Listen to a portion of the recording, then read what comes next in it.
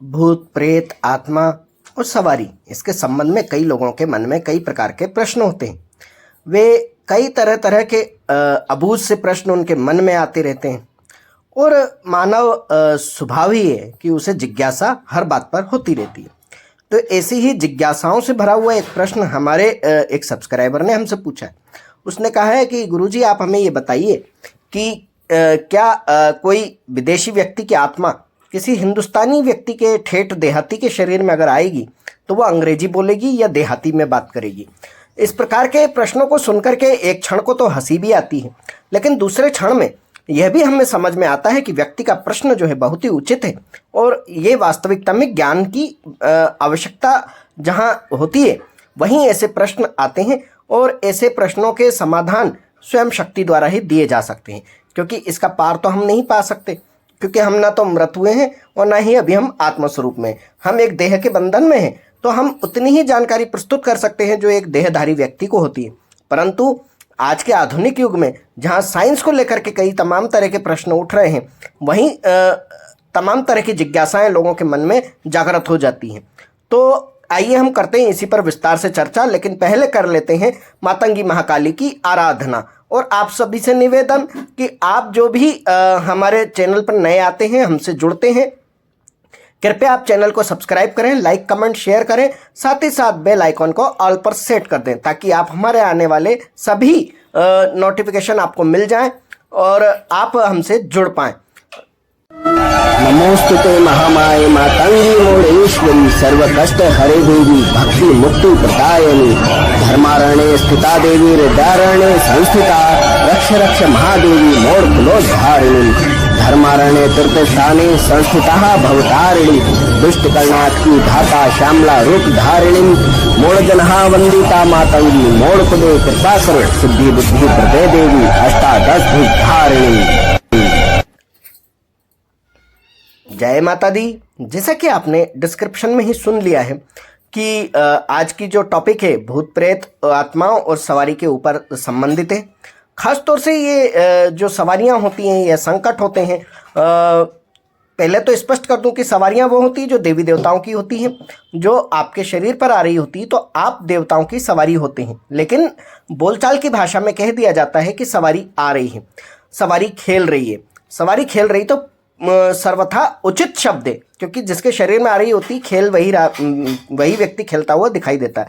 तो सवारी खेलना तो सही शब्द है, परंतु सवारी आना, सवारी आ गई जैसे शब्द कहे जाते हैं। तो जो देवताओं की होती है उन्हें सवारी कहा जाता है, लेकिन जिसके ऊपर भूत प्रेत आत्माओं की छाया होती है या उसके आवेश में वो झूम रहे होते हैं उसे संकट आना कहते हैं, संकटग्रस्त होना कहते हैं। तो इस दो तरह के जो चीज़ें हैं, इसमें व्यक्ति के मन में प्रश्न आता है कि क्या कोई अंग्रेज व्यक्ति है जिसकी मृत्यु हो गई है किसी कारण से, और ठेठ देहाती व्यक्ति के ऊपर अगर उस अंग्रेज व्यक्ति की आत्मा आएगी तो वो क्या अंग्रेजी में बात करेगी या फिर वो देहाती में बात करेगी। दूसरा, यदि किसी विदेशी व्यक्ति को जिसने कभी हिंदुस्तान नहीं देखा उसके ऊपर अगर देवी देवताओं की सवारी आएगी तो वे संस्कृत बोलेंगे, तमिल बोलेंगे या हिंदी में बात करेंगे या किसी भारतीय भाषा में बात करेंगे या वो अंग्रेजी में बात करेंगे, क्योंकि वो अंग्रेज के ऊपर आए। तो इस तरह के जो प्रश्न हैं बहुत बड़ा एक अपने आप में प्रश्न चिन्ह लगा देते हैं जब व्यक्ति के माइंड में आते हैं। कुछ एक तर्क बुद्धि वाले, कुतर्क करने वाले लोग इस प्रकार के प्रश्न जब करते हैं तो उनका मकसद इन सब चीज़ों का मजाक उड़ाना, हास्य करना और आपकी भावनाओं को आहत करने का होता है, ताकि वे आपकी तर्क बुद्धि में डाल सके कि यह सब कुछ बकवास है, आत्माएं भूत प्रेत आदि कुछ नहीं होते हैं, वगैरह वगैरह वगैरह।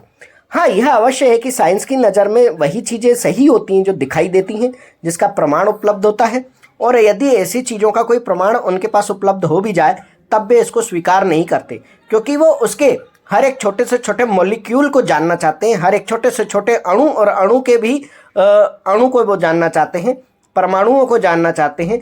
वे जानना चाहते हैं कि इसका स्रोत क्या है। अरे ईश्वर का स्रोत आज तक कोई नहीं जान पाया, तो उस ईश्वर की इस कृतियों का स्रोत वे कैसे जान पाएंगे। आजकल आधुनिक युग में कई तरह के मीटर, पैरामीटर बनाए गए हैं, कई तरह के आधुनिक यंत्र बनाए गए हैं जिसके माध्यम से किसी विशेष ऊर्जा की उपस्थिति और अनुपस्थिति का वे आकलन कर तो पाते हैं, परंतु साइंस का एक हिस्सा इस ओर काम कर रहा है, लेकिन साइंस का दूसरा हिस्सा इस चीज को नहीं मानता। यानी कि हर जगह मत और मतांतर का अंतर तो होता ही है। तो चलिए हम कर लेते हैं आगे अपने टॉपिक पर चर्चा। देखिए, आपको सबसे पहले ये जानना होगा कि जो देहाती व्यक्ति हो या अंग्रेज व्यक्ति हो, ये व्यक्ति है। लेकिन जब बात आती है शरीर पर सवारी आने की, तो यदि अंग्रेज व्यक्ति के ऊपर देहाती की आत्मा आएगी तो वह अंग्रेजी बोलेगी, लेकिन देहाती व्यक्ति के शरीर पे जब अंग्रेज की आत्मा खेलेगी तब वह देहाती बोलेगी। ऐसा क्यों? क्योंकि भाषा का बंधन शरीर पर होता है, आत्मा पर नहीं। आत्मा तो स्वतंत्र होती है और आत्मा किसी के शरीर में जब आती है तो वो पूर्ण रूप से आती नहीं है, क्योंकि वो मृत व्यक्ति, अगर ऐसा संभव होता कि वो पूर्ण रूप से आने में सक्षम होती तो वह किसी भी मुर्दा शरीर में आकर के फिर से जीवित हो जाती, और इस प्रकार से यहाँ कोई मुर्दा होता ही नहीं। जितने मरते किसी न किसी मृत शरीर में घुस करके पुनः जीवित हो जाते। और ऐसा ही क्यों, वो अपने ही शरीर में क्यों नहीं वापस चले जाते? लेकिन ये बिल्कुल असत्य है कि कोई शक्ति, कोई देवता या कोई आत्मा किसी के शरीर में आ जाती। उनकी ऊर्जा का अंश मात्र आपकी मन बुद्धि पर नियंत्रण करता है। आपकी कुंडलिनी के चक्रों पर उसकी ऊष्मा, उसकी ऊर्जा स्थापित होती है और उसके माध्यम से आपको संकेत प्राप्त होते हैं। उन संकेतों को जिसके व्यक्ति से ये आत्माएं या ये सवारियां या देवताओं की शक्ति या ऊर्जा संबंध रखती है या कनेक्ट हो जाती है, जिसको कहें, तो उस व्यक्ति को वो संकेत देती है। उस संकेत के माध्यम से वो व्यक्ति अर्धचेतन अवस्था में प्राप्त उत्तरों को देता है। जैसे आपको एक सरल भाषा में समझाऊं कि जैसे कोई संदेश किसी रडार के माध्यम से जब आता है और वो किसी एक्सचेंज एजेंसी के पास जब जाता है, तब वो उसके मैसेजों को, संदेश को कन्वर्ट करके जिस मूल स्वरूप में वहाँ से बोला गया है उस मूल स्वरूप में यहाँ प्रस्तुत करता है।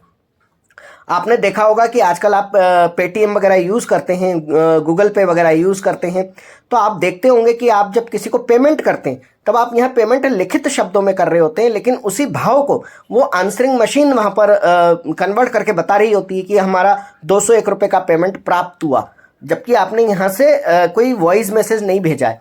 और वहाँ बैठे हुए व्यक्ति को हर क्षण हर एक व्यक्ति का ज्ञात नहीं होता है कि किस प्रकार से कितना रुपया कोई भेज रहा है। वह एक लिखित भाषा को वॉइस में कन्वर्ट करके आपके सामने प्रोग्राम के माध्यम से कन्वर्ट करके सुनाई जाती है कि इतना रुपया आपके पास प्राप्त हुआ है। हर क्षण की जानकारी इस प्रकार मिलती है। ठीक वही क्रिया यहाँ होती है कि कुंडलिनी चक्र तक जब वो ऊर्जा पहुँचती है और वो अपने संदेश जो देना चाहती है वो सवारी के मस्तिष्क में ट्रांसफ़र कर देती है, और सवारी जो व्यक्ति होता है, जो खेल रहा होता है, चाहे वो संकट के अभाव में हो, प्रभाव में हो, क्षमा कीजिएगा, संकट के प्रभाव में हो, और चाहे वो शक्ति की ऊर्जा के प्रभाव में, वो प्राप्त संदेशों को ही संप्रेषित करता है, यानी कि आप तक पहुंचाता है अपनी भाषा में। इस प्रकार से ये भाषा का खेल होता है। क्योंकि देहाती को सिर्फ देहाती भाषा आती है, यानी अपनी क्षेत्रीय भाषा आती है, अपनी ग्रामीण भाषा आती है, तो उसको जितनी भाषाओं का ज्ञान है वो उतनी भाषाओं में आपको ट्रांसलेशन करके दे सकता है प्राप्त संदेशों को, ना कि वो उस जिस माध्यम से उसको ये जानकारी मिल रही है, यानी कि चाहे वो अंग्रेज की आत्मा हो या किसी और विदेशी भाषाई जानकार की आत्मा हो, उसके द्वारा प्राप्त संदेशों को वो आप तक अपनी ही भाषा में पहुंचा सकता है, ना कि उसकी भाषा में। तो यही प्रक्रिया होती है। तो यह बहुत ही गूढ़ रहस्य था जो समझने की बात थी। दूसरी बात, आत्मा पर शरीर का बंधन नहीं होता, जैसा कि हम शुरू में डिस्कस कर रहे थे। तो आत्मा जो है, आत्मा किसी भी देह में जब जाती है तो वो देह की भाषा होती है कि देहधारी व्यक्ति कहाँ रहता है, किस माहौल में रहता है, किस परिस्थिति में रहता है, वो उन्हीं भाषाओं का जानकार होता है जितनी उसने अपनी शिक्षा पद्धति के अनुसार सीखी होती है, अपने व्यवहार कुशलता के अनुसार उसने जहाँ जहाँ रह करके उन भाषाओं के संपर्क में आके सीखा होता है, वह व्यक्ति उन्हीं भाषाओं को जानता है। परंतु आत्मा की भाषा तो पारलौकिक होती है, उसकी कोई अपनी भाषा नहीं होती। वह जिस देह में पूर्ण रूप से प्रविष्ट होती है, जिस देह को वो अपना मानती है, वह आत्मा उसी भाषा का उपयोग करती है और बातचीत करती है, वार्तालाप करती है। परंतु जब वो देह को छोड़ देती है तब उसकी कोई भाषा नहीं होती, वो मूक बधिर की भांति हो जाती है। इसीलिए जिनकी मुक्ति नहीं हो पाती, जो अपने धाम तक नहीं पहुंच पाते, वे इधर उधर भटकते हैं और अपनी बात नहीं कह पाने के कारण वे अन्य अन्य लोगों को अपने झपेटे में लेते हैं या उनके साथ लग जाते हैं। और ऐसी अवस्था में जब वे पूर्ण रूप से सक्षम नहीं होते कि उनकी ऊर्जा का प्रवेश वो किसी व्यक्ति की कुंडलिनी तक पहुंचा सकें, तब ऐसे समय में वे बहुत उत्पात मचाती हैं, घर में कई कई तरह की प्रलाप करती हैं। ऐसा व्यक्ति रुदन करता है, कई प्रकार के चिल्ला चोट झगड़े करता है, तोड़ फोड़ करता है, खाना बहुत ज़्यादा खाता है, खाना फेंक देता है, आदि आदि गतिविधियां उसकी हो जाती हैं जो अनियंत्रित होती हैं। ऐसे व्यक्ति को कई बार पागल खाने तक भेज दिया जाता है। यदि किसी अच्छे भगत ओझा के पास जाता है तो उसका संकट का निवारण करवाया जाता है। तो उम्मीद है, आशा है कि आपको इस वृहद और विस्तार पूर्वक जानकारी के माध्यम से आपको इन बातों का जो है उत्तर प्राप्त हो गया होगा, आपके मन का संशय मिट गया होगा और अब आप समझ गए होंगे कि किस कारण से कौन सी आत्मा किस प्रकार की बात करती है।